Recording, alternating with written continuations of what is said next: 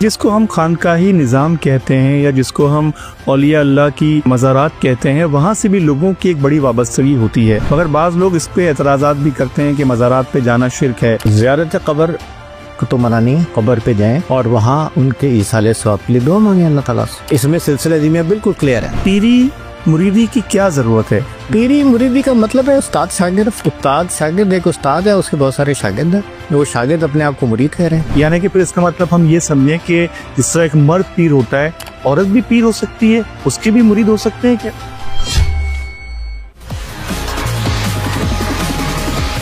بسم اللہ الرحمن الرحیم، السلام علیکم۔ پوڈ کاسٹ ایٹ 5 کے ساتھ آپ کا میزبان طلحہ انور حاضر خدمت ہے۔ انسان کی زندگی جب ختم ہو جاتی ہے تو وہ ایک ایسی دنیا میں چلا جاتا ہے کہ جہاں پر اس کا ایک نئے سفر کا آغاز ہوتا ہے۔ اس نئے سفر کو آغاز سے پہلے ہی انسان تیاری کر کے جائے تو یقینی طور پہ کامیابی حاصل کرتا ہے۔ اس دنیا کو روحانی دنیا کہا جاتا ہے۔ اس روحانی دنیا کے اندر موجود تصوف اور اس کے اندر موجود دشوار راستے ایک طویل داستان ہے۔ اس موضوع پہ بات کرنے کے لیے ہم نے آج اپنے اسٹوڈیو کے اندر مدعو کیا ہے سلسلہ عظیمیہ کے سربراہ محترم جناب ڈاکٹر وقار یوسف عظیمی صاحب۔ آئیے ان سے بات چیت کا آغاز کرتے ہیں۔ السلام علیکم سر۔ وعلیکم السلام۔ خیریت سے ہیں؟ اللہ کا شکر، آپ کی دعا۔ وقار بھائی، سلسلہ عظیمیہ کے آپ سربراہ ہیں، اور سلسلہ عظیمیہ کیا ہے؟ روحانیت اور اس کے موضوع پہ آج ہم چاہیں گے آپ مجھے ظاہر خیال فرمائیں۔ جی، سلسلہ عظیمیہ ایک طریقت کا ایک سلسلہ ہے، اور اس جو طریقت کے سلاسل ہیں ہماری، ان کی جو تاریخ ہے وہ تقریباً 1300 سال پرانی ہے۔ تو ایک کنٹینیوٹی ہے سلاسل کی، اس میں مختلف ایک ہر دور میں کچھ سلاسل قائم ہوتے رہے۔ اسی کنٹینیوٹی میں ہمارے بزرگ حضرت محمد عظیم برقیہ نے سلسلہ عظیمیہ قائم فرمایا 1960 میں، اور ان کا نام محمد عظیم برقیہ ہے رحمۃ اللہ علیہ۔ اسی نسبت سے ہم اپنے آپ کو عظیمی لکھتے ہیں۔ تو یہ تصوف کا سلسلہ ہے، طریقت کا ایک سلسلہ ہے، اور اس سلسلے کا جو نصب العین ہے یا جو موٹو ہے وہ تقریباً وہی ہے جو سبھی سلاسل کا ہے، کہ اللہ تعالیٰ کی معرفت، اللہ تعالیٰ کی قربت۔ نبی کریم علیہ الصلوۃ والسلام کی، حضرت محمد رسول اللہ صلی اللہ علیہ وسلم کی نسبت اور سنت مبارکہ پر زیادہ سے زیادہ عمل کی کوشش ہے۔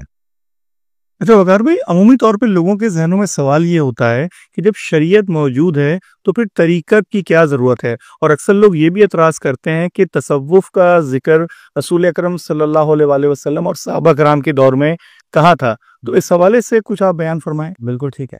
دیکھیں، ایک ہے کہ عبادت کرنی ہے، عبادت کا طریقہ ہے۔ آپ نے صلات کا وقت ہو گیا ہے، روزہ ہے، صوم ہے، زکوٰۃ ادا کرنی ہے، اور حج کرنا ہے، اور دیگر کئی کام ہیں۔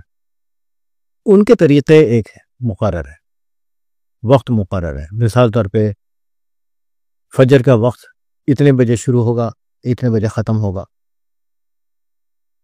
روزہ اس وقت شروع ہوگا، اس وقت افطار ہوگا۔ روزے میں یہ کام کرنے ہیں، صلات اس طرح قائم کرنی ہے، صلات قائم کرنے اس میں یہ پڑھنا ہے، رکوع سجود اس طرح کرنے ہیں۔ تو یہ ہیں طریقے، اور یہ طریقے ہمیں، ان طریقوں کی شرح کی گئی یا ان طریقوں کو کیسے ٹھیک طرح ادا کیا جائے، یہ ہمیں بتایا گیا فقہ کے ذریعے۔ اس کے لیے فقہی مکاتب وجود میں آئے، جیسے ہمارے معروف فقہی چار اماموں کا ذکر، امام ابو حنیفہ، امام مالک، امام حنبل، امام شافعی۔ جی، ہم ان کو، ہمارے یہی کہا جاتا ہے نا کہ ہم ان کو فالو کرتے ہیں۔ تو ان کو ہم، یہ جو فقہ ہے، انہوں نے بتایا کہ فلاں حکم شرعی پہ اس طرح عمل کرنا ہے۔ اب یہ جو عمل ہے نا، اس کا ایک مقصد ہے، ہر عمل کا ایک مقصد ہے۔ صلات کا مقصد یہ ہے کہ اللہ تعالیٰ کی حضوری کا احساس، مومن کو عبادت میں مرتبہ احسان حاصل ہوتا ہے، نبی کریم علیہ الصلوۃ والسلام نے فرمایا۔ اور مرتبہ احسان یہ ہے کہ جب تو عبادت کر تو اس طرح کہ تو اللہ کو دیکھ رہا ہے، یا اگر یہ کیفیت نہیں بنتی تو اس کے لیے رہنمائی فرمائی گئی کہ پھر یہ ہم محسوس کریں کہ اللہ ہمیں دیکھ رہا ہے، اور اللہ تو ہمیں دیکھ ہی رہا ہے ہر وقت۔ میں پوری کائنات سیکنڈ کے ایک فریکشن کے لیے بھی اگر اللہ کی رحمت سے ڈسکنیکٹ ہو جائے تو کائنات ریزہ ریزہ ہو جائے گی۔ تو اللہ نے تو ہمیں ہر لمحے ہر آن سنبھالا ہوا ہے۔ اب وہ جو مرتبہ احسان ہے وہ کیسے وہ کیسے انسان اپنی وہ کیفیت کیسے بنائے، عبادات کے مقاصد کیسے ہوں، یہ تصوف گائیڈ کرتا ہے۔ تو یہ بات ٹھیک ہے کہ حضور علیہ الصلوۃ والسلام کے مکی اور مدنی دور میں اور پھر صحابہ کے دور میں تصوف ان معنوں میں موجود نہیں تھا، لیکن وہ اپنی عملی شکل میں تو تھا نا، اس اصطلاح کے ساتھ موجود نہیں تھا۔ اس زمانے فقہ بھی موجود نہیں تھے، وہ بھی سب بعد میں وجود میں آئے، پہلے تو نہیں ہوتے تھے۔ جیسے جیسے انسان کی ضرورت، امت کی ضرورت پیش آتی رہی تفہیم کے لیے، اس وقت پھر مختلف ادارے وجود میں آئے۔ اس طرح تصوف کا ادارہ بھی بعد میں وجود پہ آیا، لیکن تصوف اپنی عملی شکل میں تو بہرحال موجود تھا۔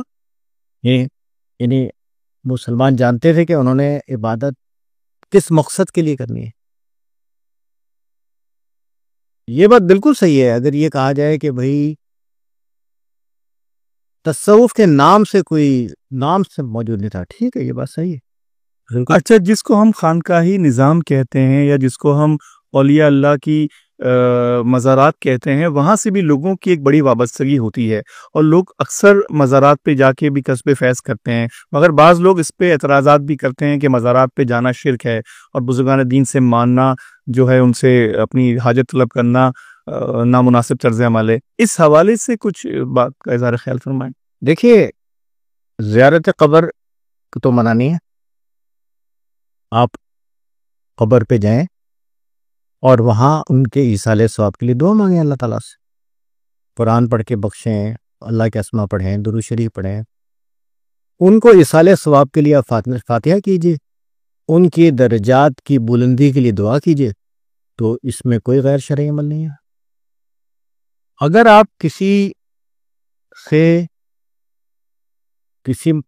قبر سے بھی، کیا بلکہ کسی زندہ سے بھی، وہ بھی اگر آپ اس طرح سے اپنا حاجت روا سمجھتے ہیں یا اس طرح سے کوئی فیلنگ آتی ہے جس کی ہمارے دین نے اجازت نہیں دی، تو وہ ہر جگہ غلط ہے۔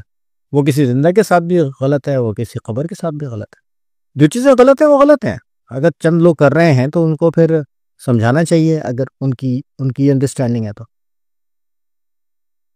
جب آپ دعا کریں گے تو دعا صرف اللہ کے لیے ہے، جب آپ عبادت کریں گے تو عبادت صرف اللہ کے لیے، دعا صرف اللہ سے مانگنی ہے۔ یہ اس میں سلسلہ ذمہ بالکل کلیئر ہے۔ انسانوں کے کام آتا ہے، دنیا دارالاسباب ہے، لوگ ایک دوسرے کے اوپر ڈیپینڈنٹ ہیں، تو یہ دنیا کا نظام اس لیے ایسا ہے کہ اللہ نے ایسا بنایا ہے۔ آپ کو صبح سے لے کے شام تک بے شمار لوگوں کی ضرورت پڑتی ہے۔ آپ صبح اٹھتے ہیں، اپنے دن بھر کے کاموں کا آغاز کرتے ہیں، فرض کرو کہ آپ صبح اٹھ کے ہاتھ منہ دھوتے ہیں، ٹوتھ پیسٹ کرتے ہیں، ٹوتھ برش کرتے ہیں، وہ برش کسی نے بنایا ہے، وہ ٹوتھ پیسٹ کسی نے بنایا ہے، وہ صابن کسی نے بنایا ہے۔ ہر چیز آپ جا کے کھانا پکانے کے، ناشتہ بنانے کے لیے گیس کا چولہا آن کرتے ہیں، تو ایک پورا سسٹم ہے جس نے آپ کے گھر تک گیس پہنچائی ہے۔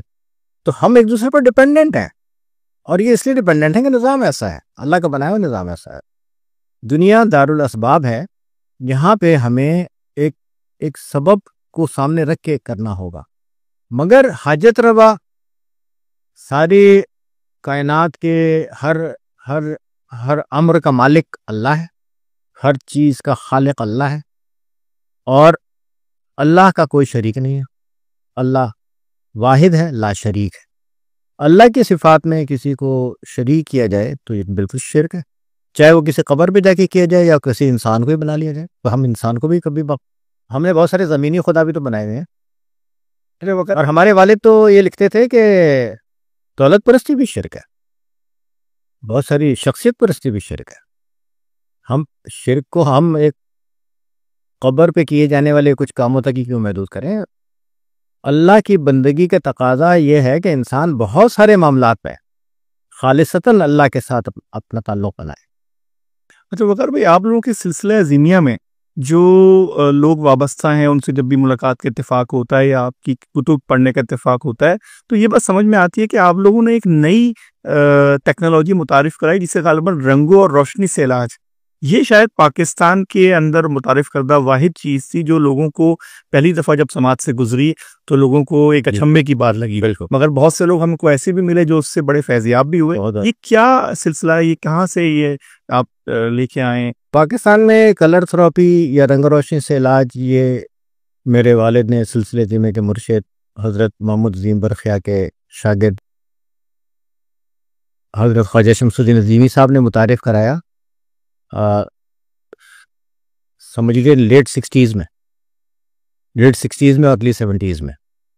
پھر انہوں نے کتاب لکھی قلندر بابا اولیاء کی رہنمائی میں، اس کتاب کا نام ہے رنگ اور روشنی سے علاج، اور اس کا پھر انہوں نے پریکٹس میں بھی لائے، اس جو لکھا تھیوری کی اس کو پریکٹس میں بھی لائے، اپنے مطلب میں مریضوں کو تجویز کیا، اور بہت بڑی تعداد میں لوگوں کو بہت زیادہ فائدہ ہوا اس سے، کئی چیزوں میں فائدہ ہوا۔ مثال طور پہ stress, tension, depression, blood pressure, ہاضمے کی خرابیاں،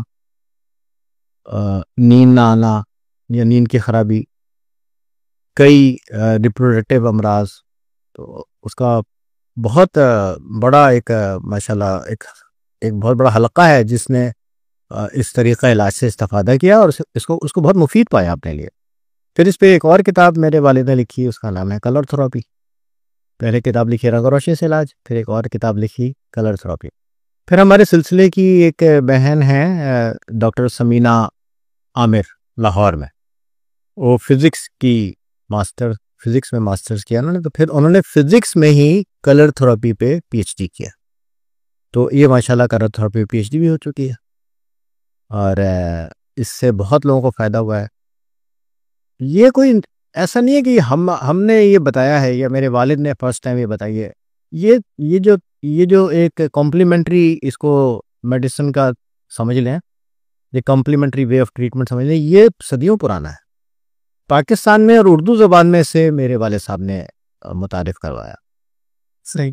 اچھا، عمومی طور پہ وقار بھائی یہ جو سلسلہ طریقت ہے یا جو پیری مریدی ہے، جو آستانی نظام ہے، اس کے اندر ایک خاص بود و باش، ایک خرقہ، ایک لباس، ایک انداز، ایک گفتگو دکھائی دیتا ہے، مگر آپ لوگوں کے سلسلے میں ہم دیکھتے ہیں کہ نہ وہ خرقہ ہے، نہ وہ پگڑی ہے، نہ وہ رنگین لباس ہیں، تو یہ کیسی پیری مریدی ہے؟ اس میں اتنا ڈفرینس کیوں ہے؟ مطلب آپ خود سلسلہ عظیمیہ کے سربراہ بھی ہیں اور آپ کے والد بھی کچھ ایسے ہی سادگی سے زندگی بسر کیا کرتے تھے، تو یہ لوگ سوچتے ہیں کہ آپ کا وہ انداز کیوں نہیں ہے؟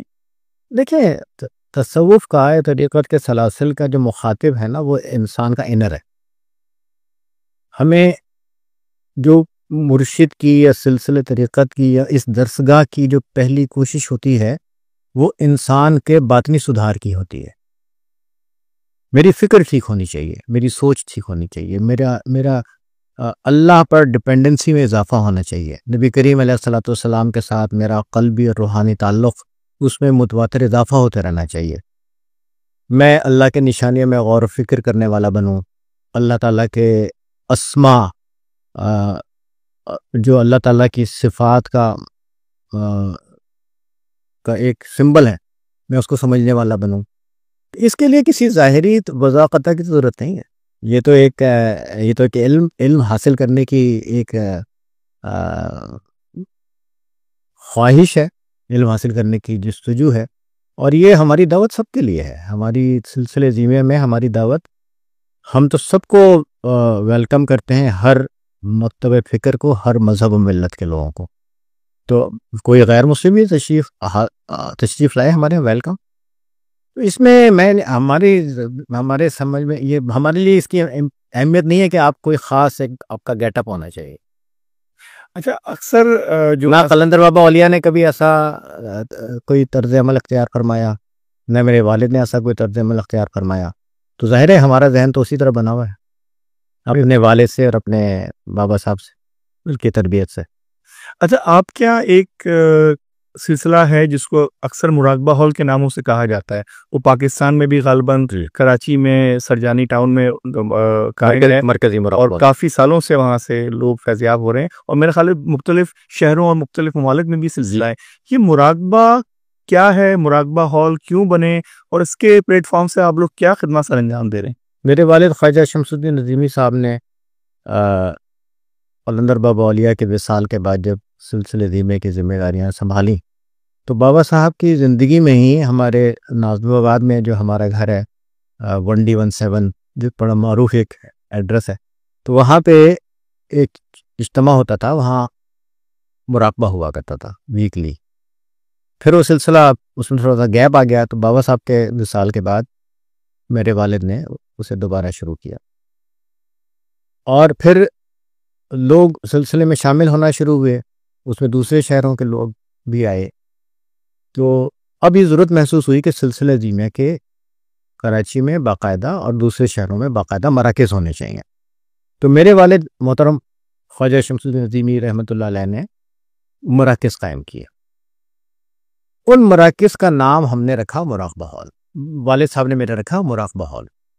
تو مراقبہ ہال جو ہے یہ سمجھے کہ سلسلہ دھیمے کے سینٹر ہیں، سلسلہ دھیمے کے مراکز ہیں، یہاں پہ ویکلی مراقبے کا اہتمام ہوتا ہے۔ اس شہر کے جو ہمارے عظیمی بھائی ہیں، بہن بھائی ہیں، یا دیگر افراد بھی اگر اس میں آنا چاہیں، ہماری تعلیمات کا نظام ہوتا ہے، ہمارا جو ایک چھوٹا سا ایک اپنی برادری ہے کہہ لو، اس کا ایک رابطے کا ذریعہ ہے، تو وہ ہمارا ایک طرح سے ایک کمیونٹی سینٹر بھی ہے، ہمارے مراقبے کی جگہ بھی ہے۔ وہاں پہ جب سب موجود ہوتے ہیں، جب نماز کا وقت ہوتا ہے تو سب مل کے باجماعت نماز ادا کرتے ہیں۔ کبھی ہم کچھ جیسے رمضان میں ہم شب بیداری کے پروگرام کر لیتے ہیں۔ یہ سمجھیں کہ سلسلے عظیمیہ کے مراکز کا نام میرے والد نے مراقبہ ہال رکھا ہے۔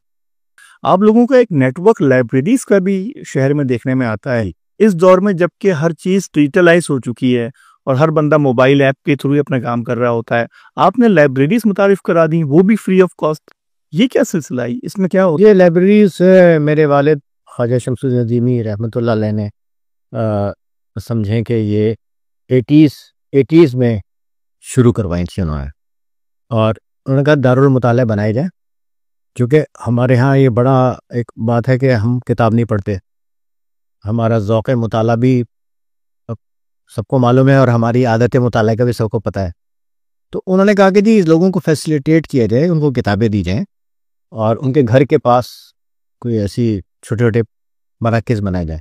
تو سلسلے دھیمے کے ہمارے جو ساتھی تھے انہوں نے بہت زیادہ اصرار کیا، اور کئی لوگوں نے اپنی جگہ آفر کی، کئی لوگوں نے رینٹ پہ لے کے شاپ لی یا کوئی اور جگہ لی، اور ایک بڑا نیٹ ورک بنا عظیمیہ روحانی لائبریریز کے نام سے۔ ابھی بھی قائم ہوتا ہے؟ ابھی بھی ہے جی، ابھی بھی ہے۔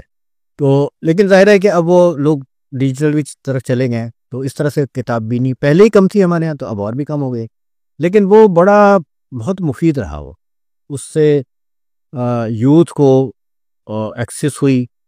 اچھا، اس میں یہ نہیں تھا کہ صرف ہمارے سلسلے کی کتابیں ہوں گی، بلکہ تصوف کے موضوعات پر دیگر کتابیں بھی تھیں، جیسے مثال طور پہ غلام جیلانی برق صاحب ہیں، ان کی بڑی مشہور کتابیں ہیں، اس میں سے کتاب بہت مشہور ہے من کی دنیا، وہ بھی ہمارے ہاں ہوتی تھی، اور کئی کتب ہمارے یہاں ہوتی تھی۔ تو ایک لوگوں کا آسانی ہوئی، اور اس کی وجہ سے بہت یوتھ میں کتاب پڑھنے کا ایک ذوق اور شوق جو تھا نا وہ سامنے آیا، جو ادروائز نہیں تھا۔ تو یہ ایک بڑی خدمت ہے ہمارے والد کی کہ انہوں نے پاکستان کی یوتھ میں عادت مطالعہ کو فروغ دینے کے لیے ایک جو کام کیا وہ بہت بڑا کام تھا۔ اللہ تعالیٰ ان کو اس کے بہت درجات عطا فرمائے، بس بہت اجر عطا فرمائے۔ جب ہم روحانیت کی بات کرتے ہیں یا سلاسل طریقت کی بات کرتے ہیں یا ان آستانوں کی بات کرتے ہیں، تو یہاں پہ ہم سنتے ہیں کہ خلافت، یہ خلافت کیا ہے؟ خلافت کس کو دی جاتی ہے؟ اس کو دینے کی ضرورت پیش کیوں آئی؟ اور دور نبوی میں اس کی کیا مثالیں موجود ہیں ہمارے پاس؟ دیکھیں، خلافت کا مطلب تو یہ ہے نا کہ آپ نے اپنے کوئی نائب بنائے ہیں آپ، اور اس خلافت کا مطلب یہ ہے کنٹینیوٹی۔ ہر مشن کو، ہر ادارے کو، ہر نظریے کو، ہر نظام کو ایک کنٹینیوٹی درکار ہوتی ہے۔ تو اس کا طریقہ یہ ہے کہ بھئی آپ اپنے شاگرد بنائیے، یا اپنے ٹرینڈ لوگ بنائیے، اور اس کے بعد آپ اپنے نائبین بنائیے، جو نائبین بعد میں اس کو لے کے سارے نظریے کو یا اس مشن کو یا اس ادارے کو لے کے آگے چل سکیں۔ تصوف میں اس نیابت کا نام خلافت ہو گیا کہ بھئی خلیفہ بنایا گیا ہے۔ تو ہمارے ہاں اس طرح سے کوئی باقاعدہ کوئی نظام نہیں ہے کہ ہم کہہ جی آپ کو خلافت دی جا رہی ہے۔ حضرت محمد عظیم برخیہ نے ان کے جو شاگرد تھے ان میں بہت ماشاءاللہ بڑے پڑھے لکھے اور روحانی لحاظ سے بہت اعلیٰ لوگ تھے۔ ان کے کچھ شاگرد تھے جن کو بابا صاحب فرماتے تھے کہ یہ میرے زیادہ بڑے شاگرد ہیں، جس میں میرے والد، ایک ہمارے ڈاکٹر شیخ عبدالقادر سیون شریف میں، ایک ہمارے بزرگ تھے بدر الزما صاحب۔ خلافت کا مطلب ہے نائب ہونا، اور پھر اس کا مقصد ہے کنٹینیوٹی۔ تو اس صورت میں اس حیثیت میں تو ہر ایک کی ضرورت ہے، ہر ادارے کی ضرورت ہے کہ وہ نائب ہوگا۔ تصوف میں اس نائب کو خلیفہ کا نام زیادہ دے دیا گیا، اس کو نائب بھی کہا جا سکتا ہے۔ اچھا، آپ کیا ایک ٹرم اکثر یوز ہوتی ہے جو کہ سننے میں آتی ہے، پڑھنے میں آتی ہے، جو کہ خانوادہ ہے۔ اس خانوادے سے کیا مراد ہے؟ کیا یہ خلافت سے کوئی مختلف چیز ہے یا یہ کوئی نئی اصطلاح آپ لوگوں نے متعارف کرائی ہے؟ اصطلاح تو نئی نہیں ہے، لیکن یہ کہ اصطلاح تو پرانی ہے، مگر یہ کہ اس کا مطلب یہ ہے، ہمارے ہاں اس کا مطلب یہ لیا جاتا ہے کہ کسی استاد کا وہ شاگرد جو اس سے میکسیمم اس کی طرز فکر کو گین یا اٹین کر چکا ہو، اس کے ذہن کو بہت زیادہ اس نے ایکسیپٹ کر لیا ہو، یا اس کی عام زبان میں بات کریں تو اس کی طرز فکر بہت زیادہ اس نے اپنا لی ہو۔ آسان الفاظ میں اگر ہم کہیں تو یہ مطلب ہوتا ہے خانوادے کا، کہ آپ کا ایک شاگرد ہے، آپ کے بہت سارے شاگرد ہیں، آپ اپنے ایک شاگرد کو سمجھتے ہیں کہ اس نے میری بات کو بہت اچھی طرح سمجھ لیا ہے، پھر آپ اسے مختلف ٹیسٹ اس کو چیک بھی کر لیتے ہیں، ڈفرینٹ چیک لسٹ آپ نے بنائی۔ تو آپ نے دیکھا کہ میرے کئی شاگردوں میں یہ جو میرا شاگرد ہے، یہ مسٹر اے جو ہیں، انہوں نے میری بات کو بہت اچھی طرح سمجھ لیا ہے، انہوں نے میرے ذہن کو سمجھ لیا ہے، اور انہوں نے میری طرز فکر کو اڈاپٹ کر لیا ہے۔ تو آپ کہیں گے جی یہ میرا خانوادہ ہے، ہماری ٹرم کے لحاظ سے اگر بات کرو۔ صحیح جی۔ اچھا، جب قرآن موجود ہے، حدیث موجود ہے، اقوال زریں موجود ہیں صحابہ کے، تو پھر پیری مریدی کی کیا ضرورت ہے؟ پیر کا ہونا اور اس کی مریدی اختیار کرنا کیا وقت کی ضرورت ہے، یا یہ شریعت کے تابع عمل ہے، یا یہ ایک نئی اختراع ہے جو کہ ہمارے موجودہ صوفیوں نے یا ہمارے اسلاف نے متعارف کرا دی ہے؟ اس حوالے سے پیری مریدی کا مطلب ہے استاد شاگرد۔ استاد شاگرد، ایک استاد ہے، اس کے بہت سارے شاگرد ہیں، وہ شاگرد اپنے آپ کو مرید کہہ رہے ہیں۔ ہمارے یہاں ہم تو نہیں کہتے ہیں مرید، نہ ہم پیر کہتے ہیں۔ ہمارے ہاں استاد کہا جاتا ہے۔ ہمارے والد نے کئی مرتبہ لکھا ہے کہ اپنی تقریروں میں کہا ہے کہ میں آپ کا روحانی استاد ہوں، آپ میرے شاگرد ہو، اور ہم ایک دوسرے کو بھائی کہہ کے پکارتے ہیں، ہم ایک دوسرے کو دوست کہہ کے پکارتے ہیں۔ پیری مریدی ایک نام آ گیا کہ یہ پیر کا مطلب تو ہے بزرگ۔ اگر آپ لینگویج میں جائیں تو پیر کا مطلب تو ہے بزرگ، ایک بزرگ ہے۔ پیرانہ سالی، آپ کہتے ہیں پیرانہ سالی، بڑی عمر کی، اس کو پیرانہ سالی کہتے ہیں۔ تو اب وہ پیر ایک سمجھو کہ ایک ٹرم بن گئی کہ جی ایک استاد ہوگا، اس کے شاگرد جو ہیں وہ مرید ہیں۔ لیکن ہم سلسلہ زیمیہ میں اس معنی میں ہمارے یہاں کوئی یہ عام اس میں نہیں آتا پیری مریدی، لیکن پیری مریدی کا مقصد ہے استاد شاگرد۔ استاد شاگرد کا جو ادارہ ہے یہ ہمیشہ قائم رہے گا، اس کی ہمیشہ ضرورت رہے گی، اور اس کا مطلب ہے علم کو ایک سمجھانے والا اور اس کے بہت سارے سمجھنے والے۔ مرید کون ہے؟ جو علم سمجھنا چاہتے ہیں۔ پیر کون ہے؟ جو علم کی ترسیل کر رہا ہے، علم آپ کو دے رہا ہے، وہ پیر ہے۔ لیکن آپ نہ کہیں اسے پیر، آپ کوئی نام رکھو، شیخ کہہ لیں، اسے استاد کہہ لیں۔ ہمارے سلسلے میں ہمارے والد خواجہ شمس الدین نظیمی صاحب نے تو زیادہ تر اس کے لیے روحانی استاد کی ٹرم استعمال کی ہے۔ اچھا وغیرہ بھی، آپ لوگوں کے اتنے فالوورز ہیں تو کچھ ناقدین بھی ہیں، اس میں سے بعض ناقدین آپ پہ اعتراض کرتے ہیں کہ آپ لوگوں کی اکثر مجالس مخلوط ہوتی ہیں، وہاں پہ خواتین بھی ہوتی ہیں، خواتین مختلف ذمہ داریاں بھی سر انجام دے رہی ہوتی ہیں اور محفلوں میں بھی شریک ہوتی ہیں۔ ان کا یہ اعتراض، ان کا یہ نقطہ نظر ہے کہ جب اسلام میں پردہ ضروری ہے اور پردے کی شریعت کی پاسداری لازم ہے ایک عورت پہ، تو اس کے باوجود خواتین کا ایسے کنٹریبیوٹ کرنا ایک غلط طرز عمل ہے۔ آپ اس حوالے سے کچھ کامنٹ کرنا چاہیں گے؟ دیکھیں، خواتین ہمارے معاشرے کا حصہ ہیں، لازمی حصہ ہیں، اور خواتین بہت ساری ذمہ داریاں ہیں۔ سب سے بڑی ذمہ داری ماں کی ہے۔ خاتون کو اچھی بیوی، اچھی ماں، اچھی بہن، اچھی بیٹی، یہ ساری ان سے یہ ایکسپیکٹ کیا جاتا ہے۔ پھر آپ کی اکنومی میں اب دیکھیں خواتین کی کتنی شمولیت ہو رہی ہے۔ اب کہتے ہیں کہ بھئی خواتین کی ایکٹیو شمولیت کے بغیر کوئی ملک یا کوئی معاشرہ ترقی نہیں کر سکتا۔ ہمارے ہاں ہم نے یہ کہا ہے کہ خواتین کی تعلیم کے حصول میں حوصلہ افزائی کی جائے، ان کو تعلیم کے مواقع دیے جائیں۔ اگر وہ تعلیم کے بعد کوئی پروفیشن اختیار کرنا چاہتی ہیں تو ان کو موقع دیا جائے۔ خاتون کی رسپیکٹ ہونی چاہیے، انہیں تعلیم کا، اور اگر وہ کوئی کام کرنا چاہتی ہیں تو اس کا انہیں موقع دینا چاہیے۔ شادی بیاہ کے معاملات میں خاتون کی مرضی کے خلاف فیصلہ نہیں کرنا چاہیے، اور ماں بہن بیٹی بیوی کا ایک جو احترام ہے، تقدس ہے، اس کے ساتھ ساتھ ہر عورت کی رسپیکٹ ہونی چاہیے۔ ہمیں سب کو یہ تربیت دینی چاہیے، اپنے بچوں کو بھی، بڑوں کو بھی، کہ خاتون کی رسپیکٹ کی جائے، خاتون کی ایز اے خاتون رسپیکٹ کی جائے۔ تو ایک تو جنرل بات یہ ہے، ہم چاہتے ہیں کہ ہماری بیٹیاں، ہماری بہنیں پڑھیں، اعلیٰ تعلیم میں جائیں، اسکول ایجوکیشن میں جائیں، یونیورسٹی میں جائیں، پڑھیں، ان کو جو پڑھنا چاہتی ہیں انہیں موقع دیے جائیں۔ جہاں تک اس بات کا تعلق ہے کہ ہمارے اجتماعات ہوتے ہیں اس میں خواتین بھی شرکت کرتی ہیں، جی بالکل کرتی ہیں، یس۔ تو کوئی پابندی تو نہیں ہے کہ خاتون شرکت نہ کرے۔ سب نے ہی خواتین کو شمولیت کے موقع دیے ہیں۔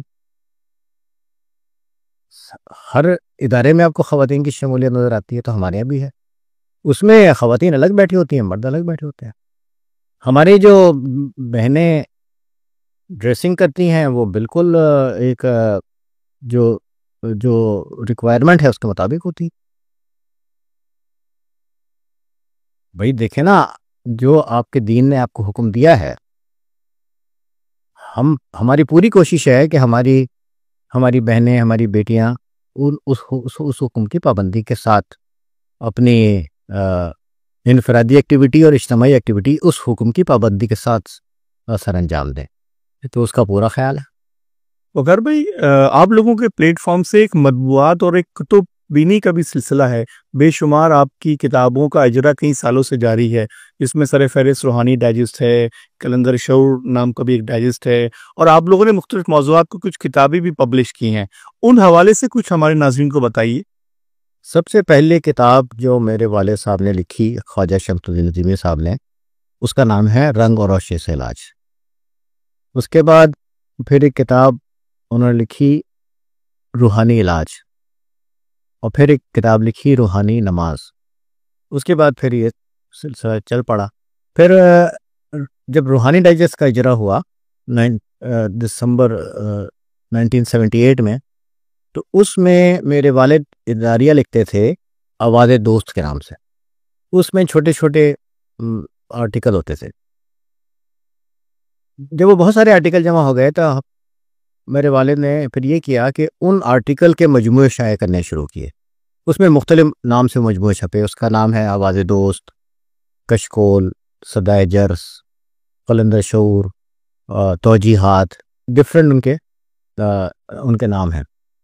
ساتھ ساتھ پھر میرے والد نے کتاب لکھی مراقبے پہ کتاب لکھی، ایک کتاب لکھی کلر تھراپی۔ اس کے بعد پھر یہ حضرت خواجہ شمس الدین نظیمی رحمۃ اللہ علیہ کا علمی سفر جو ہے بڑھتا گیا۔ پھر بہاؤالدین زکریا یونیورسٹی سے آپ کی کتاب شائع ہوئی، اس کا نام ہے احسان و تصوف۔ اس کے بعد بہاؤالدین زکریا یونیورسٹی سے ایک اور کتاب شائع ہوئی، اس کا نام ہے باران رحمت۔ تو یہ سلسلہ چلتا رہا۔ پھر ڈفرینٹ مقامات پہ بابا جی نے خطاب فرمایا، تو اس میں ہمارے ملتان کے مراقبہ ہال نے اس کا مجموعہ چھاپا، ہمارے بھائی قمر طارق نے، اس کا نام ہے خطبات ملتان۔ اس طرح سے یہ ایک کتابی شکل میں چیزیں سامنے آتی گئیں، اور اللہ کا شکر ہے کہ بہت بڑا ایک ایسٹ بن گیا، علمی ایسٹ۔ ساتھ ساتھ میرے والد نے چھوٹے چھوٹے پمفلٹ بھی لکھے، ان کی تعداد بھی بہت زیادہ ہے، وہ ہم نے مرکزی مراقبہ ہال کے زیر اہتمام شائع کیے۔ وقار بھائی، ایک کتاب کا ذکر اگر اس موقع پہ نہ کیا جائے تو میں سمجھتا ہوں بڑی زیادتی ہوگی، جو کہ لوح و قلم ہے جی، اور جو کہ قلندر بابا اولیاء رحمۃ اللہ علیہ کی ذاتی تصنیف ہے، اس حوالے سے کچھ بتائیں۔ بہت بڑی کتاب ہے لوح و قلم، بہت ہی بڑی کتاب ہے، اور جب لوح و قلم پڑھیں تو بہت حیرت ہوتی ہے کہ یہ کتاب حضرت محمد عظیم برخیہ نے، قلندر بابا اولیاء نے یہ کتاب میرے والد کو املا کروائی ہے۔ یعنی اس کا طریقہ یہ ہوتا تھا کہ بابا صاحب ارشاد فرماتے تھے، اور ابا اور میرے اور ان کے سلسلے کے تھے، میرے بعد میں میرے خالو بنے سید احمد جمال، وہ لکھ لیا کرتے تھے۔ تو اس کتاب کو لکھتے وقت یہ نہیں کہ فلاں کتاب اٹھا لاؤ، اس میں سے یہ چیز دیکھ لو، فلاں کتاب سے یہ ریفرنس لے آؤ، جیسے ہم سب کرتے ہیں نا کہ بھئی ہم کچھ لکھتے ہیں تو ہم کتنے ریفرنسز لیتے ہیں، اور کتنی ہم کتابیں اپنے پاس رکھتے ہیں۔ تو یہ کتاب بابا صاحب پہ ایسا لگ رہا تھا جیسے کوئی آمد ہو رہی ہے، جو میں نے سنا ہے میرے سامنے، تو میں تو شاید یہ میری پیدائش سے پہلے کی بات ہوگی یا میری بالکل بچپنے کی بات ہے، میری جیسا کہ میں نے سنا ہے بابا صاحب اس کو املا کرواتے تھے، اور اس میں جو کائناتی حقائق بیان کیے گئے ہیں، جس طرح سے اللہ تعالیٰ کی مرضی کو، مشیت کو سمجھنے کی یا سمجھانے کی کوشش کی گئی ہے، وہ بہت ہی میں سمجھتا ہوں کہ انسانوں کی جو علم حاصل کرنے کے شوقین لوگ ہیں، خاص طور پر اس فیلڈ کے، ان کی بہت بڑی خدمت ہے۔ یہ ایک بہت بڑا علمی اثاثہ ہے کتاب لوح و قلم، اور بڑی حیرت ہوتی ہے کہ یہ فی البدی لکھوائی گئی ہے، کئی نشستوں میں فورس، لیکن یہ فی البدی لکھوائی گئی کتاب ہے۔ میں تو یہ کہوں گا کہ اس کتاب کو تصوف سے دلچسپی رکھنے والے ہر طالب علم کو اس کتاب کا مطالعہ کرنا چاہیے۔ بعد میں میرے والد خواجہ شمس الدین نجیمی صاحب نے اس کتاب کی شرح بیان فرمائی، اس کا نام ہے شرح لوح و قلم۔ اس کے بعد پھر میں نے تھوڑی سی اور کوشش کی، اب ہم اس کو چھاپ رہے ہیں، توضیحات شرح لوح و قلم، یہ زیر تصنیف ہے؟ یہ روحانی ڈائجسٹ میں چھپ رہی ہے قسط وار۔ اچھا، تو توضیحات شرح لوح و قلم، تو ہم اس کو زیادہ سے زیادہ سمجھنا چاہ رہے ہیں اس کتاب کو، اور سچ بات ہے کہ یہ علم کی ایک بہت بڑی خدمت ہے، اور طالب علم کی بہت بڑی خدمت ہے کتاب لوح و قلم، اور یہ قلندر بابا اولیاء کا کہنا چاہیے کہ علمی ایک بہت بڑا احسان ہے ہم سب پر۔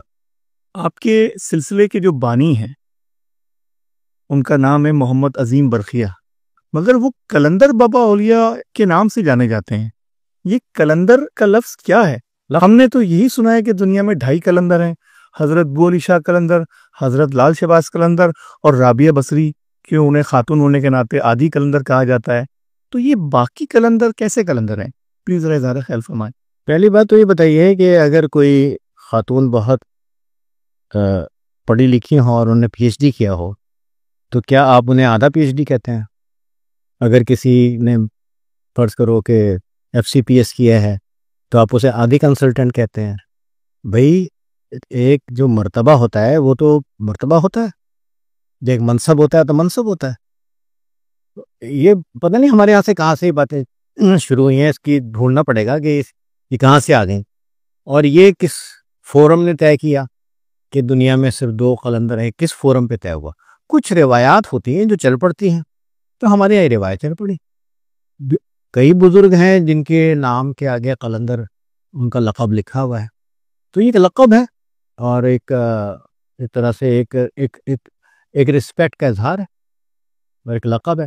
باقی یہ کہ 2 قلندر ہیں، 2.5 قلندر ہیں، یہ روایات ہیں جو سینہ بسینہ چل پڑی سو چل پڑی، اور ہم اسے جب ایک چیز بہت پرانی ہو جاتی ہے نا، پھر لوگ اسے پہلے جو نسل بات کرتی ہے نا وہ ایک بات ہوتی ہے، جب دوسری نسل وہ بات کرتی ہے تو وہ مثال طور پہ آپ کوئی بات کر رہے ہیں تو آپ کے بچے سن رہے ہیں، تو وہ کہیں گے جی ہمارے بابا نے یہ فرمایا، بابا یہ کہتے ہیں، آپ کے بچے جب وہ بات کہیں گے تو وہ ان کی روایت بن جائے گی، اور تیسری نسل میں جب وہ بات آئے گی تو وہ ان کا عقیدہ بن جائے گی.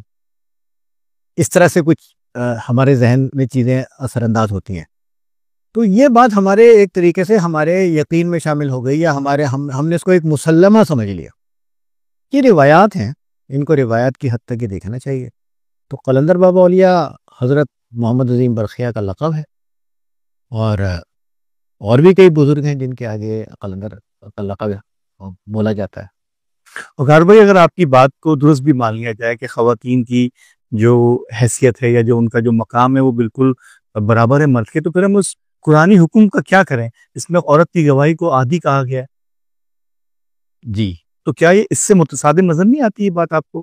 دیکھیں، کسی مقام پہ یہ کہا گیا ہے کہ ایک مرد اور 2 عورتیں گواہ کر لو، یہ مالی معاملات میں کہا گیا ہے، وہ گواہی کی بات ہو رہی ہے. لیکن اس سے یہ تو نہیں کہا گیا کہ زندگی کے ہر شعبے میں اس کا مقام آدھا شمار ہوگا. یہ تو کہیں نہیں کہا گیا ہمارے یہاں کہ زندگی کے ہر شعبے میں اس کا مقام آدھا ہوگا. یعنی کہ آپ کہنا چاہتے ہیں صرف اس مخصوص گواہی کے مومنٹ کے لیے وہ گواہی عادی جی حکم قرآنی ہے. جی تو یعنی کہ پھر اس کا مطلب ہم یہ سمجھیں کہ جس طرح ایک مرد پیر ہوتا ہے، عورت بھی پیر ہو سکتی ہے، اس کے بھی مرید ہو سکتے ہیں کیا؟ عورت پیر ہو سکتی ہے یا نہیں ہو سکتی، لیکن یہ بتائیں کہ ایک عورت پروفیسر ہو سکتی ہے کہ نہیں؟ جو جیسا ایک مرد پروفیسر ہے کسی بھی شعبے کا، کسی بھی سبجیکٹ کا، تو جب وہ عورت بھی اتنی کوالیفیکیشن رکھ کے پڑھے پروفیسر بنے گی تو ہم اسے پروفیسر مانیں گے یا نہیں مانیں گے؟ لیکن اگر یہ کہا جائے کہ فلاں موقع پہ ان لوگوں کا ووٹ اتنا ہے، اب دوسروں کا ووٹ اتنا ہے، آپ کا ووٹ 1 مانا جائے گا، دوسرے کے ووٹ 2 مانے جائیں گے، ٹھیک ہے، تو وہ اس موقع کے لیے کہا گیا ہے نا.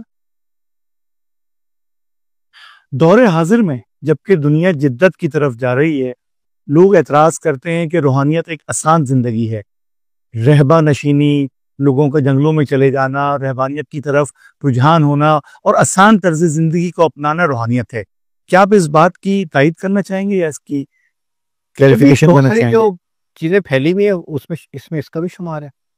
ہمارے سلسلے میں تو اس پہ بہت زور دیا گیا ہے کہ اب اپنی معاشرتی قدروں کا، مذہبی قدروں کا آپ نے بہت احترام کرنا ہے. آپ نے ایک ذمہ دار والد بننا ہے، ذمہ دار شوہر بننا ہے، ذمہ دار بیٹا بننا ہے.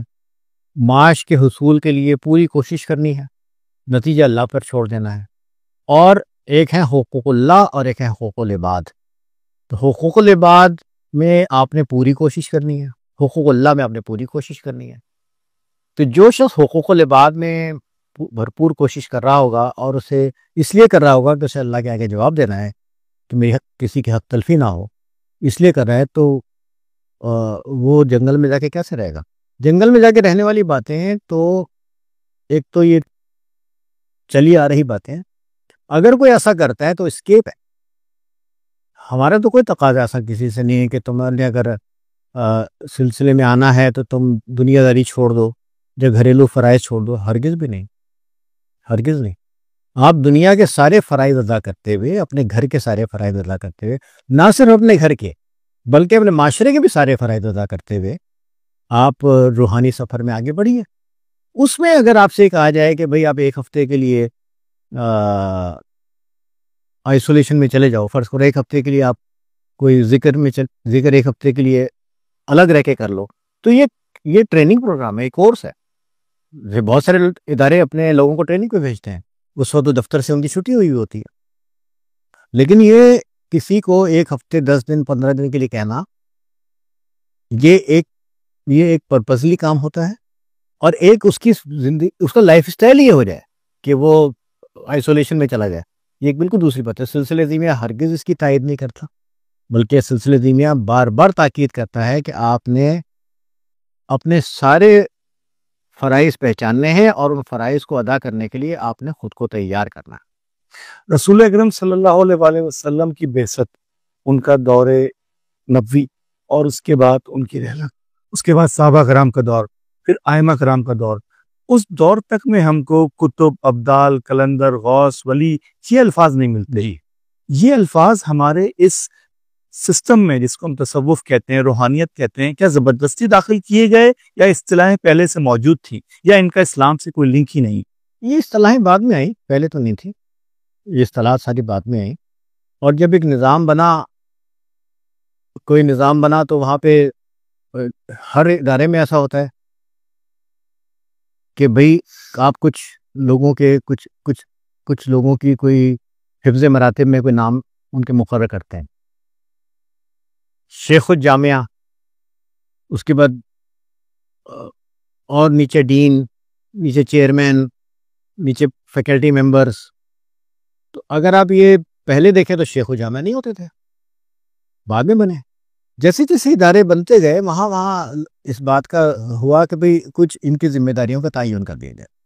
جو چیزیں بعد میں ڈیولپ ہوئیں اس کے سارے جو مظاہر ہیں بات کے ہیں. تو بالکل صحیح بات ہے، یہ سب نام پہلے نہیں تھے. سلاسل طریقت میں بزرگوں کی اپنے مرتبے، اپنے ان کے منصب کے لحاظ سے کچھ نام تجویز کیے گئے، اور وہ نام مختلف انداز میں چلے آ رہے ہیں. آپ یہ کہہ سکتے ہیں بھائی سلسلے کا ایک بڑا ہے، ایک بزرگ ہے، ایک بڑا عالم ہے، ایک بڑا رہنما ہے، اس کا نام، اس درجے کو جو قطب کہا جائے گا یا اس درجے کو ابدال کہا جائے گا. یہ سارے نام بعد کے ہیں، پہلے کے نہیں.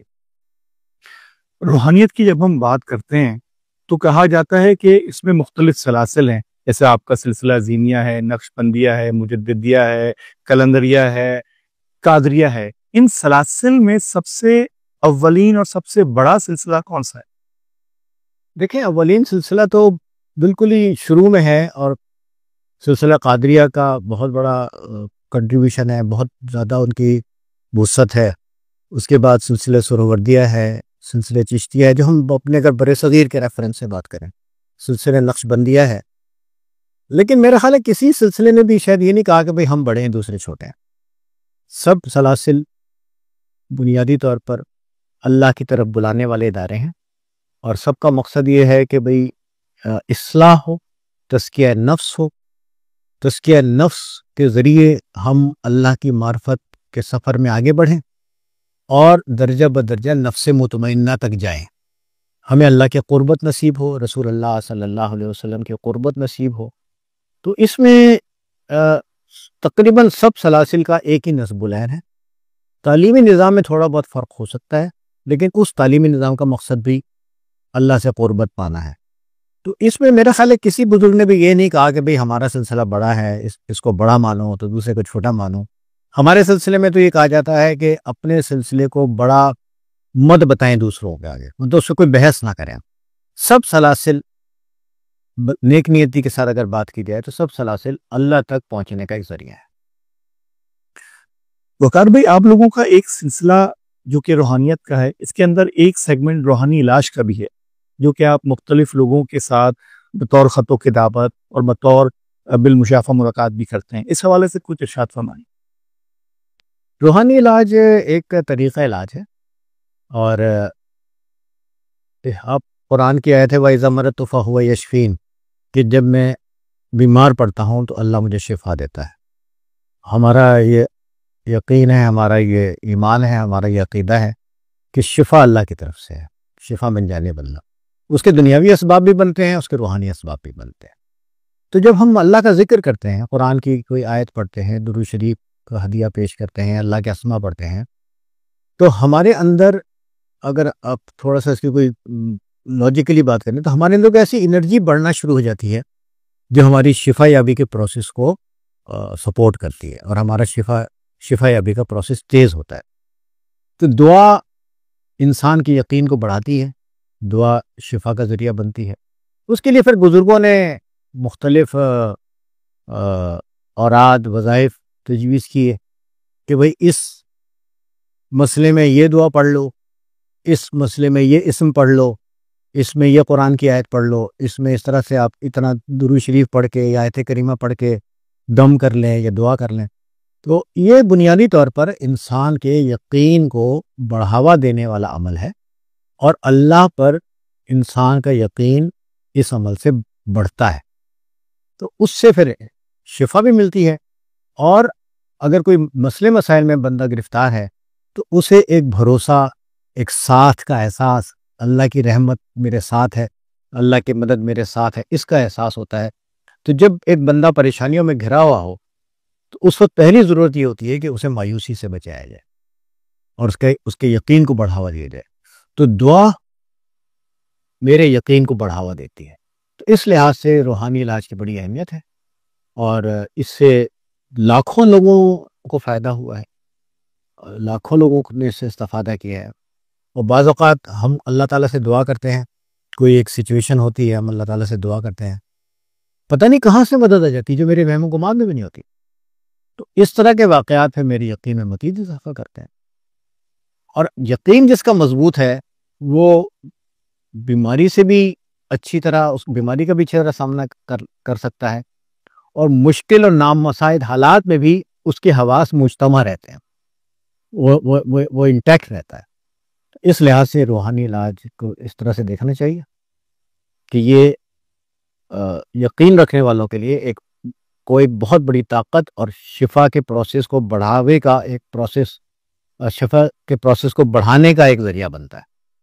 وقار بھائی، آپ کی جو مراقبہ ہال کے اندر مختلف نشستیں ہوتی ہیں، ان نشستوں کا اختر احوال آپ کے ڈائجسٹ اور آپ کی کتب میں بھی آتا ہے، جس میں لوگ اپنی روحانی کیفیات اور واردات کا ذکر کرتے ہیں۔ اس کے اندر وہ مختلف کیفیات جو کہ ان کے ساتھ روحانی طور پہ وارد ہوتی ہیں، اور جب لوگ ان کو پڑھتے ہیں تو بعض لوگ اس پہ یقین کرتے ہیں، بعض لوگ اس کو کہتے ہیں کہ یہ سب خیالی باتیں ہیں، کہ روحانی پرواز کے دوران ان کا مختلف جگہوں پہ جانا، سیر کرنا، کیا اس بات میں کوئی صداقت ہے یا یہ محض لوگوں کی خیالی اختراع ہے؟ خیالی اختراع ہو سکتی ہے، بالکل ہو سکتی ہے۔ کسی شخص کے، ایک شخص بیٹھا ہے اور اس کے ذہن میں ایک ریل چلنی شروع ہو گئی تو ہم نہیں کہہ سکتے کہ یہ واقعی وہ کچھ اس کا مشاہدہ ہو رہا ہے یا اس کی خیالی اختراع ہے، لیکن اگر یہ فرض کریں کہ یہ 90% لوگوں کی اختراع ہے یا ان کے اپنے خیالات ہیں، تو ہو سکتا ہے 10% کسی نے کچھ واقعی مشاہدہ کیا ہو۔ تو اس کو کیسے آپ ڈیفرینشیٹ کر سکتے ہیں کہ اصل روحانی واردات کیا ہے اور غیر یقینی، غیر حقیقی روحانی کیفیات کیا ہیں؟ اس کو کوئی صاحب علمی سمجھ سن کے یا پڑھ کے اس کے بارے میں فیصلہ کر سکتا ہے۔ اس کے لیے کوئی اسٹینڈرڈز یا رولز نہیں ہے کہ جس کے تحت ہم کہیں گے بھی ہر آدمی اس کو جج کر سکتا ہے، لیکن ایسی باتیں بیان نہیں کرنی چاہیے عام طور پر۔ وقار بھائی، آپ لوگوں کا ایک مشہور و معروف پروگرام ہوتا ہے ہر سال، اور عمومی طور پہ ربیع الاول میں آپ منعقد کرتے ہیں، جو کہ میلاد النبی ہوتا ہے، اور ہمیں سننے میں آیا کہ اب کی بار آپ اس کو زیادہ زور و شور اور شان و شوقت سے منعقد کرنے لگے ہیں۔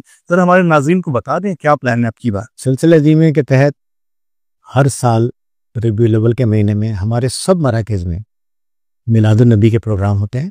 حضرت محمد رسول اللہ صلی اللہ علیہ وسلم کی خدمت اقدس میں ہدیہ صلاۃ و سلام پیش کیا جاتا ہے، ذکر نبی ہوتا ہے، اور یہ میلاد النبی کا پروگرام سلسلہ عظیمہ کی طرف سے حضور نبی کریم علیہ الصلوۃ والسلام کی خدمت میں ایک ہدیہ ہے۔ ہم اس کو اس طرح سے لیتے ہیں اس معاملے۔ تو یہ پورے پاکستان میں، دنیا بھر میں سلسلہ عظیمہ کے اراکین ربیع الاول میں زیادہ اہتمام کرتے ہیں۔ ویسے الحمدللہ میلاد کا، ذکر نبی کا اہتمام ہمارے یہاں پورے سال ہوتا ہے، لیکن ربیع الاول میں زیادہ اہتمام ہوتا ہے۔ اس سال انشاءاللہ یہ ہم کریں گے کراچی میں، ویسے تو پورے ملک میں ہوتا ہے لیکن کراچی میں ہم کریں گے انشاءاللہ 14 سپٹمبر کو، اور اس میں ہدیہ پیش کریں گے انشاءاللہ۔ آپ کو بھی دعوت ہے، آپ بھی تشریف لائیے۔ بالکل بالکل۔ وقار بھائی، آپ کا ایک بڑا وقت گزرا اپنے والد کے ساتھ، ساتھ ہی ساتھ آپ کے دادا پیر حضرت قلندر بابا اولیاء رحمۃ اللہ علیہ کے ساتھ، کچھ ان کے حوالے سے ارشاد فرمائیں۔ وہ وقت کیا تھا، ان کا مزاج کیا تھا، ان کے کیا مشاغل تھے، اور کس طرح شفقت و محبت فرماتے تھے؟ میرا بچپن اپنے مرشد حضرت محمد عظیم برخیاء قلندر بابا اولیاء کے ساتھ گزرا، بچپن اور نوجوانی۔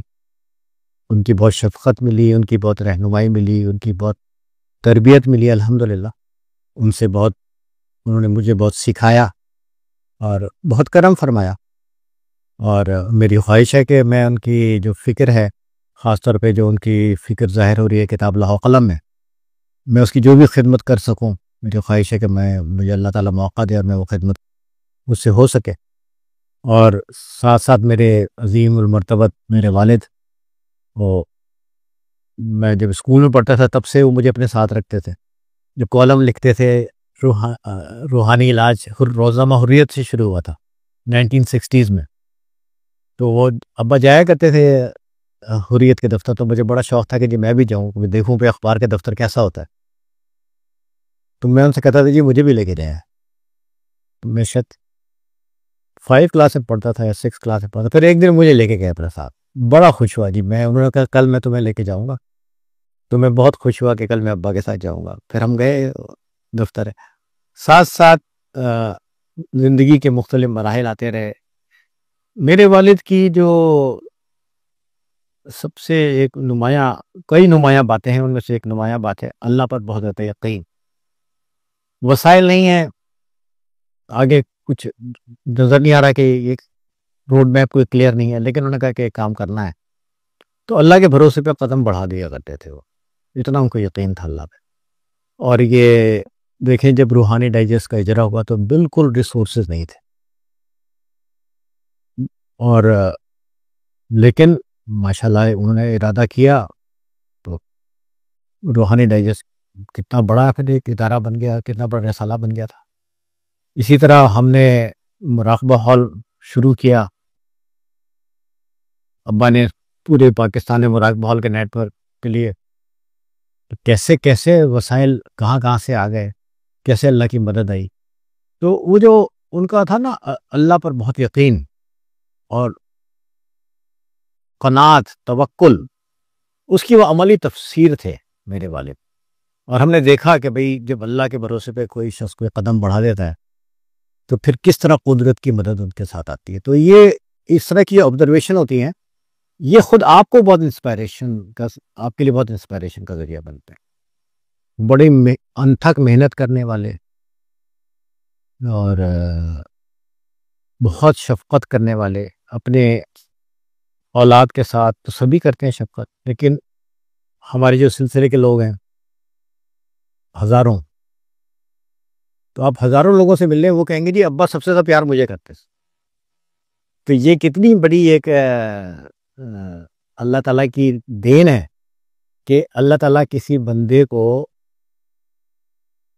ایسا خزانہ عطا کر دے کہ وہ اس خزانے کو، یہ محبت کا خزانہ.